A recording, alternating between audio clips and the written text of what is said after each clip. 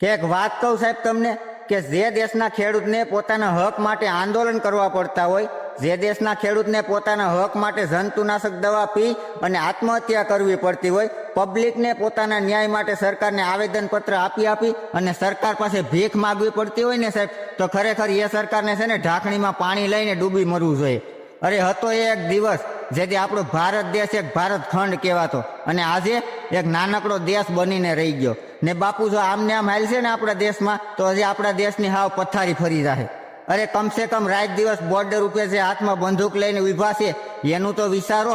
અને આજે બાપુ કદાચ ભગતસિંહ, રાજગુરુ, સુખદેવ, મંગલ પાંડે અને મોહનલાલ પંડ્યા જેવા વીર શહીદો કદાચ જોતા હશે ને તો કહેતા હશે કે અમે આ માટે, આ દેશ માટે બલિદાન આપ્યા. અરે અમુકના તો માથા વઢાણા ને ધડ લેડ્યા.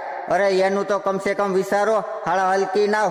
અને જ્યાં જ્યાં અન્યાય થશે ને ભાઈ, ત્યાં વાવાઝોડું આ જ રીતે બોલશે.